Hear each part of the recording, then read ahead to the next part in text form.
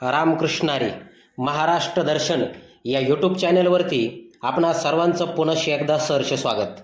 आज आपण दर्शन करणार आहोत बागमती नदीच्या काठी असलेलं नेपाळमधील गुरु गोरक्षनाथांचं मंदिर.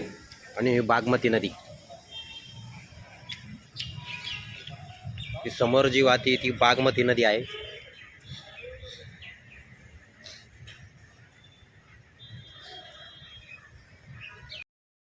नेपाळमध्ये महेंद्रदेव राजा राज्य करीत होता आणि तो मच्छिंद्रनाथांचे जे शिष्य होते, अनुयायी होते, त्यांच्यावर अत्याचार करीत होता.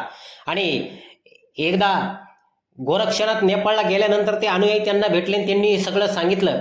गोरक्षनाथ भोगमती म्हणजेच आत्ताचे बागमती नदीच्या काठी आले आणि आसन टाकून आसनावर मांडी घालून बसले. त्यांनी सांगितलं, जोपर्यंत मी आसनावर मांडी घालून बसलेला आहे तोपर्यंत नेपाळमध्ये पाऊस पडणार नाही. झालं तसंच. 3 वर्ष नेपाळमध्ये पाऊस पडला नाही. महेंद्रदेव राजा घाबरला. त्यांनी विचारलं, चौकशी अंती त्याला कळालं की मच्छिंद्रनाथांचे शिष्य या ठिकाणी आलेले आहेत आणि त्यांनी अशी अशी प्रार्थना केली आहे. मग त्यांनी आपल्या ज्योतिषांना विचारलं काय केलं पाहिजे. ज्योतिषांनी सल्ला दिला, तुम्ही मच्छिंद्रनाथांची पालखीमध्ये मूर्ती ठेवून वाजत गाजत मिरवणूक काढा आणि ती मिरवणूक ज्या ठिकाणी गोरक्षनाथ बसले तिथून न्या. गोरक्षनाथ उठतील आणि ते दर्शनाला आल्यानंतर ते उठतील आणि उठल्यानंतर पाऊस पडेल. झालंय तसंच. त्या ठिकाणी ती मिरवणूक गेल्यानंतर गोरक्षनाथ उठले आणि पाऊस पडला. पण महेंद्रदेव राजा शरण आला आणि त्यांनी वचन दिलं, मी परत मच्छिंद्रनाथांचे जे अनुयायी आहे त्यांना कधीही त्रास देणार नाही. 14 वर्ष गोरक्षनाथ बागमती नदीचे याच मंदिरात राहिले.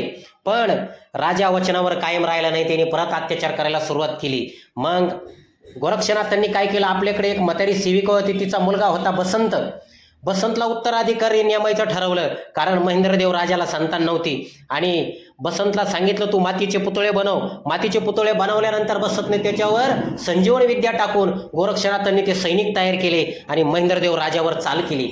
महेंद्रदेव राजावर चाल केल्यानंतर महेंद्रदेव राजाला त्या ठिकाणी हरवलं आणि महेंद्रदेव राजाला सांगितलं, तुला पुत्र नाही, तुला संतान नाही, तुला जर जगायचं असेल तर तू बसंतला त्या ठिकाणी उत्तराधिकारी नेमव आणि तुझा वारस जाहीर कर. त्यांनी तसंच केलं, त्यांचं ऐकलं आणि त्या ठिकाणी नेपाळच्या ज्या भूमीला त्या ठिकाणी गोरक्षनाथांनी ती नाथ परंपरा दिली. तेच असणारं हे मंदिर. आणि आजही गोरखा जी रेजिमेंट आहे, गोरखा संप्रदाय आहे, तो गोरक्षनाथांच्या नावावरून पडलेला आहे. आजही नेपाळमध्ये गोरक्षनाथांना फार मोठा मान आहे. आणि आज जो तुम्हाला जो व्हिडिओ दाखवतोय ती जागा गुरु गोरक्षनाथांनी याच ठिकाणी बसून त्या महेंद्रदेव राजाला हरवलं होतं.